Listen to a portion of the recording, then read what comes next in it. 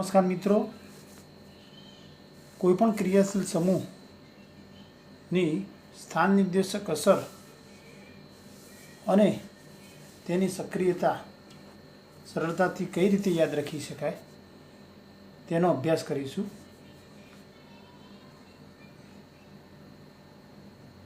બેન્ઝીનમાં રહેલા 6 હાઇડ્રોજન પરમાણુ સમતુલ્ય હોવાથી कोईपण एक हाइड्रोजन परमाणु कोईपण अन्य परमाणु के परमाणु समूह वडे जो विस्थापन करवामां आवे तो मळता मोनोविस्थापित बेन्जीन नो एक ज समघटक मळे छे. आ मोनोविस्थापित बेन्जीन में रहेला बाकीना 5 हाइड्रोजन परमाणु समतुल्य नथी. आ 5 हाइड्रोजन परमाणु ने 3 विभाग में वेची शकाय, जेमांना विस्थापित समूह नी नजीकना एटले के 1-2 स्थान में रहेला क्रियाशील समूह स्थान एने ऑर्थो स्थान, बंने ऑर्थो हाइड्रोजन 1-3 पोजीशन एने मेटा और 1-4 पोजीशन एने पेरा पोजीशन कहेवामां आवे छे. टूंकमां मोनोविस्थापित बेन्जीन में रहेला 5 हाइड्रोजन पैकी 2 ऑर्थो, 2 मेटा अने 1 पेरा हाइड्रोजन छे. हवे मोनोविस्थापित बेन्जीन में ज्यारे बीजो क्रियाशील समूह दाखल करवामां आवे छे त्यारे बीजो दाखल थनार क्रियाशील समूह मोनोविस्थापित बेन्जीन में रहेला ऑर्थो, मेटा अने पेरा पैकी कया स्थान में दाखल थशे तेनो आधार मोनोविस्थापित बेन्जीन में रहेला क्रियाशील समूह पर रहेलो छे.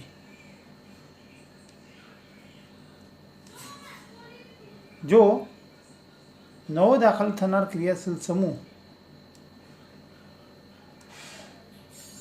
ऑर्थो के पेरा स्थान में दाखल थाय तो तेवा क्रियाशील समूह ने ऑर्थो पेरा निर्देशक समूह, नवो दाखल थनार क्रियाशील समूह जो मेटा स्थान में दाखल थाय तो तेवा क्रियाशील समूह ने मेटा निर्देशक समूह कहे छे. ऑर्थो, पेरा और मेटा क्रियाशील समूह सरलताथी कई रीते याद रखी शकाय तेनी आपणे एक ट्रीक जोईए. तो ऑर्थो पेरा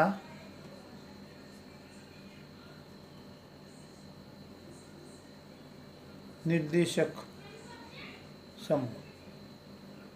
मित्रों, हमणां बात करीए ज रीते के मोनोविस्थापित बेन्जीन में रहेलो क्रियाशील समूह नवा दाखल थनार समूह वाय ने कया स्थान में दाखल करवा प्रेरे छे तेना आधारे तेने 2 प्रकार में वर्गीकृत करी शकाय, ऑर्थो पेरा निर्देशक समूह और मेटा निर्देशक समूह. जो नवा दाखल थनार समूह ने ऑर्थो और पेरा स्थान में दाखल करवा प्रेरे तो तेवा क्रियाशील समूह ने ऑर्थो पेरा निर्देशक समूह कहे छे. हवे ऑर्थो पेरा निर्देशक और मेटा निर्देशक समूह ने सरलताथी कई रीते याद राखी शकाय तो मोनोविस्थापित बेन्जीन में हाजर रहेल क्रियाशील समूह नो परमाणु चक्रना कार्बन परमाणु साथे सीधो जोड़ायेलो होय अने ते समूहना अन्य परमाणु साथे फक्त एकल बंधथी ज जोड़ायेलो होय तो तेवा बधा ज क्रियाशील समूह ऑर्थो पेरा निर्देशक क्रियाशील समूह तरीके वर्ते छे. दाखला तरीके OH समूह हाइड्रोक्सिल ग्रुप. तो OH समूह ज्यारे बेन्जीन में हाजर होय त्यारे तेने फिनोल कहे छे. અને તેમાં સમૂહનો ઓક્સિજન પરમાણુ ચક્રના કાર્બન પરમાણુ સાથે જોડાયેલો છે અને આ ઓક્સિજન પરમાણુ સમૂહના હાઇડ્રોજન પરમાણુ સાથે ફક્ત એકલ બંધથી જોડાયેલો છે. પરિણામે OH સમૂહ એ ઓર્થો પેરા નિર્દેશક ક્રિયાશીલ સમૂહ બને છે. એ જ રીતે NH2 સમૂહ, તો NH2 સમૂહનો નાઇટ્રોજન પરમાણુ ચક્રના કાર્બન સાથે જોડાયેલો હોય છે અને આ નાઇટ્રોજન પરમાણુ સમૂહના અન્ય 2 હાઇડ્રોજન પરમાણુઓ સાથે સિંગલ બંધથી એટલે કે એકલ બંધથી જોડાયેલો હોવાથી NH2 સમૂહ પણ ઓર્થો પેરા નિર્દેશક સમૂહ છે. આલ્કોક્સી OR સમૂહ, દાખલા તરીકે મિથોક્સી R બરાબર CH3 લઈએ તો બેન્ઝીનના કાર્બન પરમાણુ સાથે જોડાયેલો ઓક્સિજન પરમાણુ સમૂહના અન્ય પરમાણુ એટલે કે કાર્બન સાથે ફક્ત એકલ બંધથી જોડાયેલો છે. પરિણામે આલ્કોક્સી સમૂહ પણ ઓર્થો પેરા નિર્દેશક સમૂહ છે. તે જ રીતે NHR દ્વિતીયક એમાઇન, તો દ્વિતીયક એમાઇનમાં બેન્ઝીન ચક્રના કાર્બન સાથે સીધો જોડાયેલો નાઇટ્રોજન પરમાણુ સમૂહના અન્ય પરમાણુઓ હાઇડ્રોજનને R સાથે એટલે કે આલ્કાઇલ સમૂહ સાથે ફક્ત એકલ બંધથી જ જોડાયેલો છે. પરિણામે દ્વિતીયક એમાઇન પણ ઓર્થો પેરા નિર્દેશક સમૂહ છે. તે જ રીતે NR2 એટલે કે તૃતીયક એમાઇન એ પણ ઓર્થો પેરા નિર્દેશક સમૂહ છે.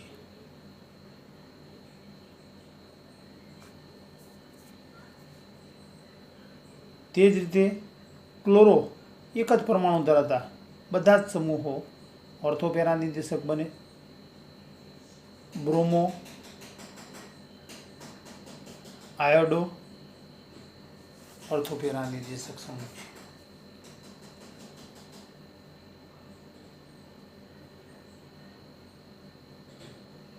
આલ્કાઇલ, દાખલા તરીકે મિથાઇલ, તો મિથાઇલમાં ચક્ર સાથે જોડાયેલો સમૂહનો કાર્બન પરમાણુ સમૂહના અન્ય પરમાણુઓ હાઇડ્રોજન પરમાણુ સાથે એકલ બંધથી જોડાયેલો છે એટલે CH3 સમૂહ એ ઓર્થો પેરા નિર્દેશક સમૂહ છે.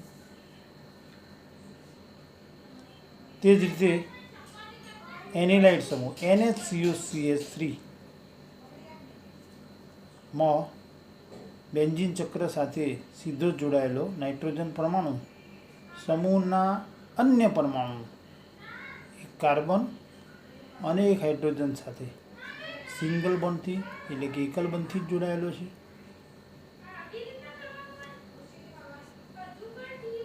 પરિણામે NHCOCH3 સમૂહ ઓર્થો પેરા નિર્દેશક સમૂહ છે. અહીં નાઇટ્રોજન પરમાણુ સીધો જોડાયેલો છે અને નાઇટ્રોજન સાથે જોડાયેલા બંને કાર્બન અને હાઇડ્રોજન એકલ બંધથી જોડાયેલા છે. પરિણામે NHCOCH3 સમૂહ એ ઓર્થો પેરા નિર્દેશક સમૂહ છે. આ બધા જ ઓર્થો પેરા નિર્દેશક સમૂહ થયા. ત્યારબાદ મેટા નિર્દેશક સમૂહની વાત કરીએ તો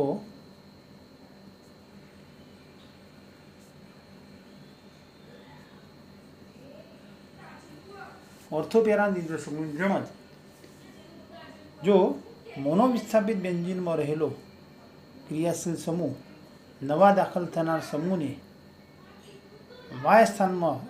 મેટા સ્થાનમાં દાખલ થવા માટે પ્રેરે તો તેવા ક્રિયાશીલ સમૂહને મેટા નિર્દેશક ક્રિયાશીલ સમૂહ કહે છે. મેટા નિર્દેશક સમૂહમાં સમૂહનો બેન્ઝીનના કાર્બન સાથે સીધો જોડાયેલો પરમાણુ સમૂહના અન્ય પરમાણુઓ પૈકી કોઈ પણ એક પરમાણુ સાથે ડબલ બોન્ડ કે ટ્રિપલ બોન્ડથી જોડાયેલો હોય ઓછામાં ઓછું એક દ્વિબંધ કે ત્રિબંધ ધરાવતો હોય તો તેવા તમામ ક્રિયાશીલ સમૂહો એ મેટા નિર્દેશક સમૂહો તરીકે વર્તે છે. દાખલા તરીકે C double bond O ketonic group.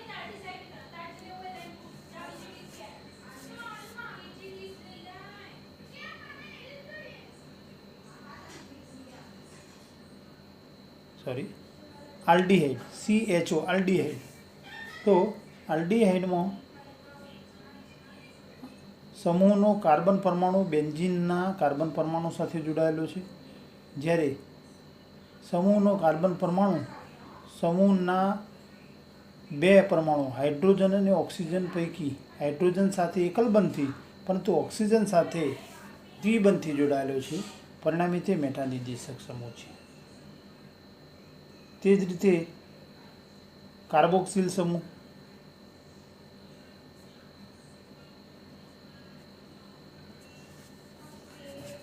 Benzene ચક્ર સાથે સીધો જોડાયેલો કાર્બન પરમાણુ ઓક્સિજન પરમાણુ સાથે દ્વિબંધથી જોડાયેલો છે. પરિણામે કાર્બોક્સિલ સમૂહ એ મેટાનિર્દેશક સમૂહ તરીકે વર્તે છે. તે જ રીતે એમાઇડ CONH2. તો એમાઇડ સમૂહનો બેન્ઝીન ચક્ર સાથે સીધો જોડાયેલો પરમાણુ કાર્બન પરમાણુ સમૂહના ઓક્સિજન પરમાણુ સાથે દ્વિબંધથી જોડાયેલો છે. પરિણામે તે પણ મેટાનિર્દેશક સમૂહ છે.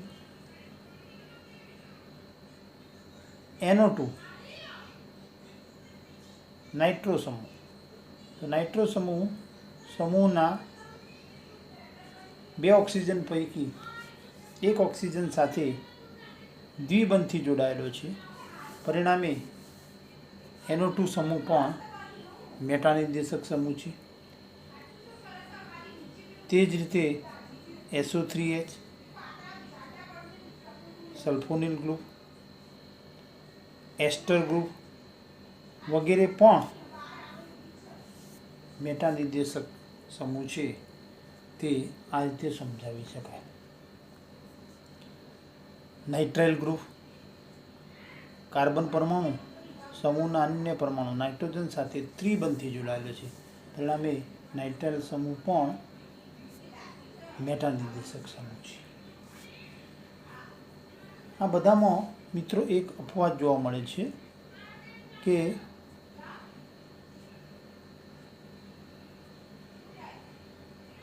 ટ્રાયહેલો મિથાઇલ ગ્રુપ. દાખલા તરીકે ટ્રાયક્લોરોમિથાઇલ સમૂહ, ટ્રાયક્લોરો બ્રોમો સમૂહ વગેરેમાં બેન્ઝીન ચક્ર સાથે સીધો જોડાયેલો કાર્બન પરમાણુ સમૂહના ત્રણેય હેલોજન પરમાણુ સાથે એકલબંધથી જોડાયેલો હોવા છતાં તે મેટાનિર્દેશક સમૂહ તરીકે વર્તે છે. એટલે આ એક અપવાદ આપણે યાદ રાખવો રહ્યો. બાકીના બધા જ ક્રિયાશીલ સમૂહોને બતાવેલ નિયમ પ્રમાણે ઓર્થો, પેરા અને મેટા સમૂહમાં વર્ગીકૃત કરી શકાય છે. મિત્રો, આ બધા જ ક્રિયાશીલ સમૂહની સક્રિયતાની જો વાત કરીએ તો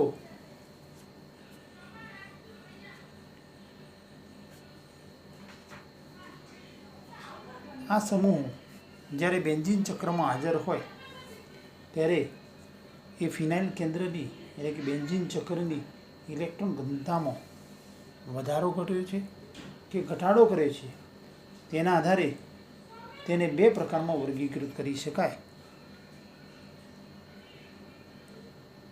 નંબર પ્રકાર A ઇલેક્ટ્રોન દાતા સમૂહ.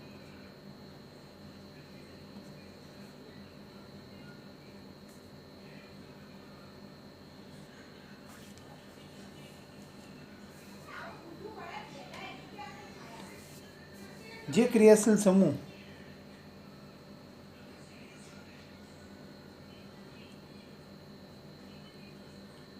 ફિનાઇલ ચક્રની ઇલેક્ટ્રોન ઘનતામાં વધારો કરે તેવા ક્રિયાશીલ સમૂહને ઇલેક્ટ્રોન દાતા સમૂહ તરીકે ઓળખવામાં આવે છે.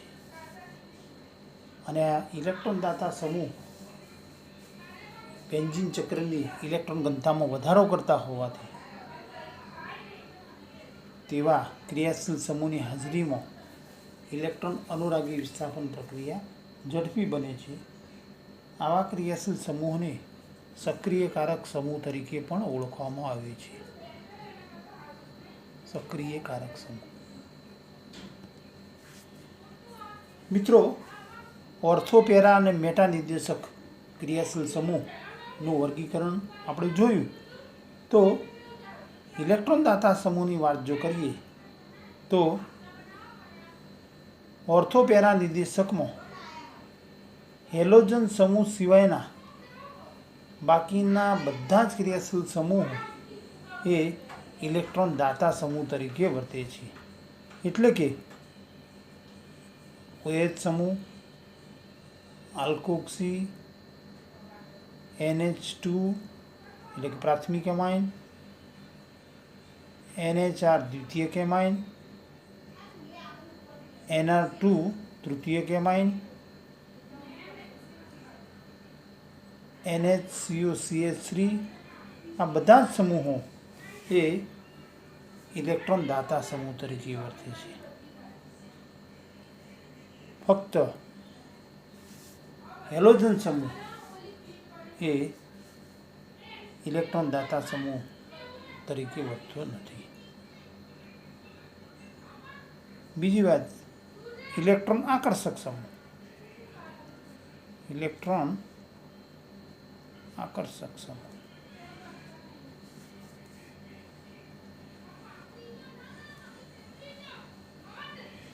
તો મોનોવિસ્થાપિત બેન્ઝીનમાં હાજર રહેલ ક્રિયાશીલ સમૂહ જો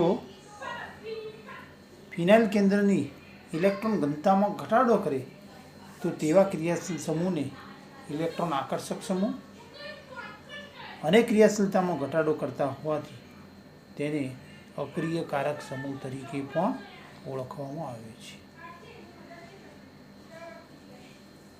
મિત્રો, ઇલેક્ટ્રોન આકર્ષક સમૂહમાં કયા સમૂહનો સમાવેશ થાય? તો બધા જ હેલોજન સમૂહ, ક્લોરો, બ્રોમો, આયોડો, અને બધા જ મેટા નિર્દેશક સમૂહો એ ઇલેક્ટ્રોન આકર્ષક સમૂહ તરીકે વર્તે છે. એટલે કે આલ્ડીહાઇડ, કાર્બોક્સિલ, એસ્ટર, NO2, nitrile group, amide, SO3H આ બધા જ સમૂહો એ ઇલેક્ટ્રોન આકર્ષક સમૂહ તરીકે વર્તે છે. CCl3, CX3 તરીકે ટૂંકમાં કહીએ, X બરાબર હેલોજન, તો એ પણ ઇલેક્ટ્રોન આકર્ષક સમૂહ તરીકે વર્તે છે. ઇલેક્ટ્રોન દાતા સમૂહમાં જો વાત કરીએ તો OH અને NH2 સમૂહ એ બંને પ્રબળ સક્રિયકારક સમૂહ તરીકે વર્તે છે. એટલે કે બાકીના ક્રિયાશીલ સમૂહો કરતો OH અને NH2 સમૂહની જો ચક્રમાં હાજરી હોય તો ઇલેક્ટ્રોન ઘનતામાં બહુ જ વધારો કરતા હોવાથી તેમને પ્રબળ ઇલેક્ટ્રોન દાતા સમૂહ અથવા પ્રબળ સક્રિયકારક સમૂહ તરીકે પણ ઓળખવામાં આવે છે. તે જ રીતે ઇલેક્ટ્રોન આકર્ષક સમૂહમાં NO2 સમૂહ એ પ્રબળ અક્રિયકારક સમૂહ તરીકે વર્તે છે. ટૂંકમાં મિત્રો, જો આપણે ઓર્થોપેરા અને મેટા નિર્દેશક ક્રિયાશીલ સમૂહ જાણતા હોઈએ તો ઇલેક્ટ્રોન દાતા સમૂહ અને ઇલેક્ટ્રોન આકર્ષક સમૂહમાં સરળતાથી વર્ગીકરણ કરી શકીએ. ફરીથી એક વખત ટૂંકમાં આપણે જોઈ લઈએ તો ઓર્થોપેરા અને મેટા નિર્દેશક ક્રિયાશીલ સમૂહ યાદ રાખવા માટે મેં કીધું એમ, જો કોઈપણ ક્રિયાશીલ સમૂહનો ચક્ર સાથે સીધો જોડાયેલો પરમાણુ સમૂહના અન્ય પરમાણુઓ સાથે ફક્ત એકલબંધથી જ જોડાયેલો હોય તો એવા બધા જ ક્રિયાશીલ સમૂહો ઓર્થો પેરા નિર્દેશક સમૂહ તરીકે વર્તે છે. એમાં એક જ અપવાદ CH3 કે જેમાં બેન્ઝીન ચક્ર સાથે સીધો જોડાયેલો કાર્બન પરમાણુ સમૂહના હેલોજન પરમાણુઓ સાથે એકલબંધથી જોડાયેલો હોવા છતાં તે ઓર્થોપેરા નિર્દેશક સમૂહ તરીકે નહીં પરંતુ મેટા નિર્દેશક સમૂહ તરીકે વર્તે છે. તે જ રીતે કોઈપણ ક્રિયાશીલ સમૂહનો બેન્ઝીન ચક્ર સાથે સીધો જોડાયેલો પરમાણુ સમૂહના અન્ય પરમાણુઓ સાથે દ્વિબંધ કે ત્રિબંધથી જોડાયેલો હોય તો તેવા ક્રિયાશીલ સમૂહો મેટા નિર્દેશક ક્રિયાશીલ સમૂહ તરીકે વર્તે છે. સક્રિયતાની વાત કરીએ તો હેલોજન સમૂહ સિવાયના બધા જ ઓર્થોપેરા નિર્દેશક સમૂહો એ ઇલેક્ટ્રોન દાતા સમૂહ તરીકે વર્તે છે, જ્યારે ઇલેક્ટ્રોન આકર્ષક સમૂહ તરીકે હેલોજન સમૂહ અને બધા જ મેટા નિર્દેશક સમૂહ એ ઇલેક્ટ્રોન આકર્ષક સમૂહો તરીકે વર્તે છે.